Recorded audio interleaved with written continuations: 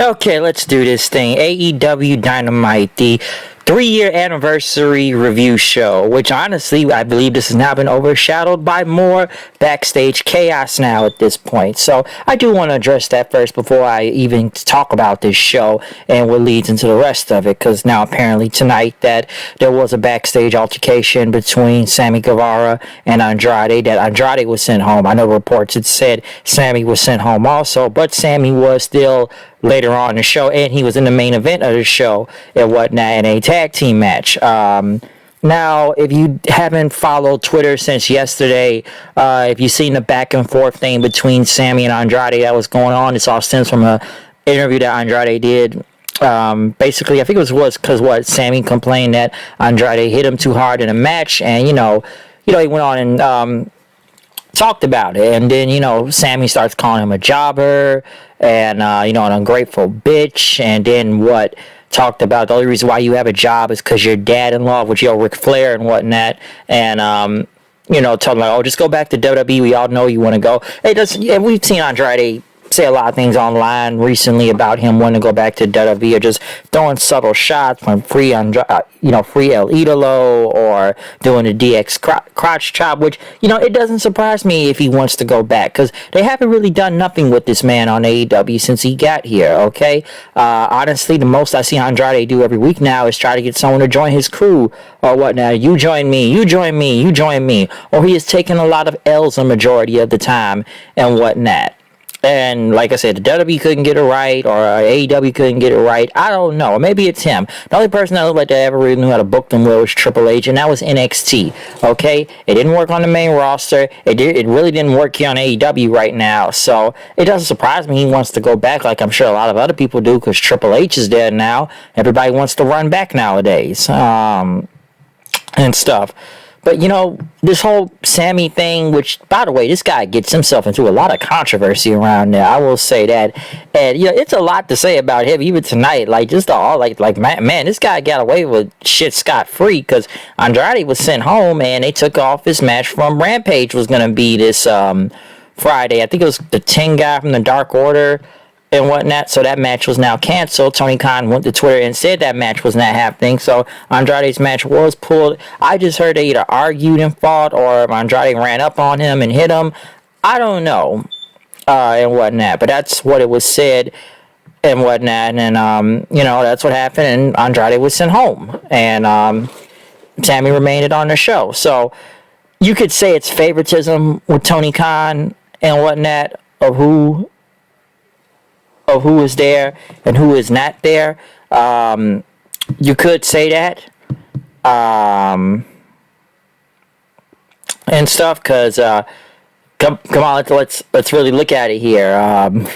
It is favoritism to an extent, because come on, we've already seen that long ago with the whole Punk Elite situation, and Hangman, you could say it's favoritism with him, you could say what you want, but at the end of the day, Hangman Page still did start this shit with Punk, and nothing really happened to him, and he's being rewarded right now and whatnot. So yeah, you could say it's favoritism and whatnot, but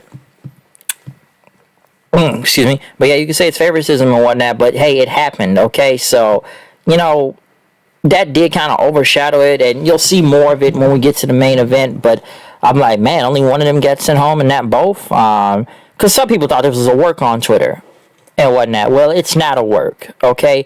It's a shoot. And I sit there one time, people wonder, what's going on backstage? Like, is there really anything under control? Where's talent relations at? Where's anything? Like, we've already seen what happened with Eddie Kingston and Sammy Guevara. We've seen that whole situation. Now it's a situation with Andrade. It's like, what is with Sammy Guevara getting into shit? Or just starting shit? And why talk all this shit now about Andrade, especially when he wants out of this company now, at this point? Why talk all this shit now? Like, where is this really going? Okay, so, and the guy basically got away with this scot-free. No punishment. But, like I said, it's enough backstage. It's like it's anyone's ball game now at this point. It's like someone said the inmates are running the asylum. Tony Khan has no control over these people. He really doesn't. And one just got sent home, so, it does take away from the show, because Washington, D.C., where they did debut on Washington DC a few years ago, even though this was a smaller building, I might add too, given the ramp size. Like, weren't they in a bigger building when this whole thing debuted? Now they're in a smaller building and stuff. But then again, I've been hearing about the low ticket sales lately with AEW, so maybe there is some truth to that right now. But we did kick it off with MJF versus Wheeler Yuta out there to kick off the show. Very good opener. I enjoyed this match. Not bad at all. MJF won with his armbar, but like a modified version and whatnot to get the win. Wheeler spun MJF around and wanted a handshake. MJF looked like he was going to go for it, but Lee Moriarty attacked him. MJF didn't like what was going on then. He says, I didn't tell you to do that. Stokely came in and gave him his Dynamite Diamond, which he hesitated to punch him. William Regal got up and put his brass knuckles on then and went to the ring as everybody backed off then. He had to stare down with MJF before MJF left then. Also, I don't have to say it's going to be a face turn, but interesting that they kind of did that right now with the handshake thing also. Think about that. We then went to Chris Jericho crew, which right away, Sammy Guevara was there, folks. So that shows you right there, nothing did not happen to this guy. And whatnot. So he basically, I would say he got away with it in a way. But yeah, with that whole segment that went on, we had Darby Allin versus Jay Lethal then. I wish the crowd would have cared a little bit more. Not a bad match. I know they had Satam Singh and Sanjay Dutt came out there. Lethal told him he didn't need him. Darby got his last supper, but he wanted a handshake and whatnot. So you didn't need those guys and whatnot. Darby wanted a handshake. Lethal ended up giving him a handshake then. So could it be a face turn now for Jay Lethal? I would assume so. So we'll see what happens with that. Right after that, then, what else did happen? Yes, Wardlow versus MJF. Wardlow versus MJF. Why did I say MJF for? Wardlow versus Brian Cage for the TNT title. Welcome to ROH, folks. Listen, I know Cage is barely on TV and, basically in Ring of Honor or whatever Ring of Honor is right now. But this is a match you would build up for something. Not just throw it out there for the title out the blue. Even if you're not the biggest fan of Cage, at least build something towards this. And not do random. Don't get me wrong. I enjoyed this match. This motherfucker, what was it? It was a Wardlow, something to whisper in the wind. Cage doing a 619 and Wardlow catches him? That's insane. And the crowd did like this match a lot. They did. Wardlow did get the win with his Powerbomb Symphony and whatnot on Cage. But two big guys out there going at it, really good. But this is like ROH though, right now. Which I'm some there wondering, like, which show am I watching? Am I watching ROH or am I watching Dynamite? Wardlow won. The Gates of Agony team came out and attacked him. Samoa Joe, War Joe, by the way, came out and tried to go, Samoa Joe came for the save, but the numbers ain't got him. FTR came out, huge pop for FTR. So I feel like this is a match that's going to happen, a tag team match, unless, the Embassy can get a team, Prince Nana and all them. But this feels like it's a Ring of Honor match waiting to happen right now. Britt Baker talked about that Soraya's not going to be wrestling, and, the doctor didn't clear her. We had a 6-woman tag match between Toni Storm, Athena, Willow Nightingale versus Serena Deeb, Jamie Hayter, and Penelope Ford. Pit stop Ford and whatnot. 6-woman tag was okay. Willow getting the win. Big win for Willow, so I'm glad to see that. Right after Baker got in Soraya's face, everybody brawled then and whatnot. So, Saraya, I don't know if she's medically cleared or whatnot. She did some punches out there, but we don't know if she can get in the ring. I'm kind of glad they did not let her talk this week after that horrible promo from last week and trying to take shots at the WWE, which I'm sure everybody is shitting on that whole promo. Like, of all the people that want to try to talk to WWE about the WWE and whatnot, Paige is not one of those people. Let's remember, this company covered Paige so many fucking times, it makes no sense. That I thought she would have been fired a long time ago. They gave this girl her own movie, okay? And they gave this girl the world. Come on, won the title on your first night there and whatnot. First ever NXT Women's Champion, and won the Divas title after that. So Paige has had multiple opportunities. Come on, they paid her to sit at home for the past few years. They've had on TV when she was hurt. So, I look at Paige saying that makes her look like a fucking idiot for saying that. Like, yeah, you had all those damn fucking sex tapes and all that stuff, and they still kept you. Okay? Got away with, like I said, Paige got away with a lot of shit. Okay? And what, the Alberto thing, and which I put blame on both of them, but, yeah, they let this girl get away with a lot, so she is in no position to try to talk shit about them. Will she wrestle? I don't know. Protect your neck, though. The Acclaimed came out, Billy Gunn, and whatnot. The Scissoring celebration, huge pop for them. Had a podium out there. It's National Scissoring Day. You know, it's a sign of friendship.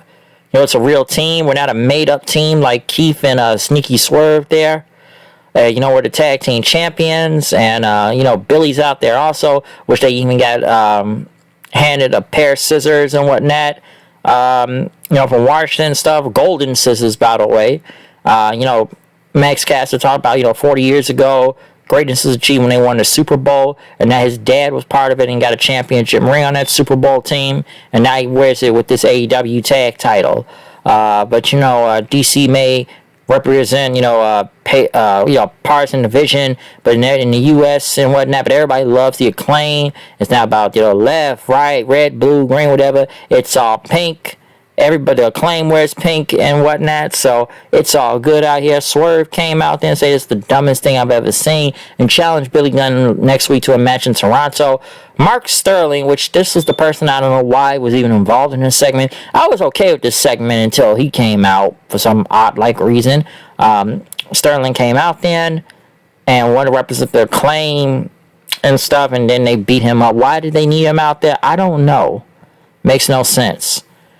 Madison Rayne, Sky Blue were in the back talking. Tay Conti and Andrade challenged them to a match. Hangman Page went against Roosh. Some reason they're still fighting custody over Private Party. Good match. Hangman won. Not surprised by that. But he won. Private Party came out there then, but backed off when Jon Moxley came to the ring. Basically went on the mic, talked about, I've been waiting this for 3 years right now. I've been studying you and stuff and whatnot. Now I was going to get my chance. It's going to be my hometown, Cincinnati and stuff. It's only going to be one man standing. I'm going to choke you out till you turn blue.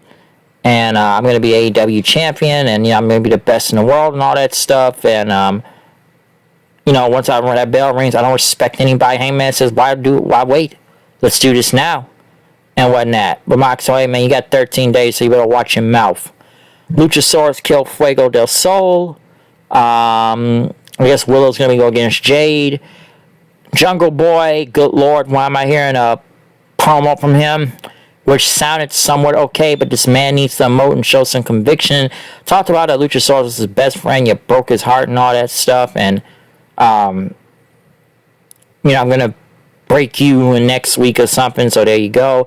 In the main event, Daniel Garcia and Bryan Danielson went against Chris Jericho and Sammy Guevara. Sammy Guevara got huge fuck you Sammy chants. You know, you still suck, you still suck. The match was what it was out there. I think I'm more surprised that Sammy Guevara actually got the win in this match. That's what I'm more surprised at.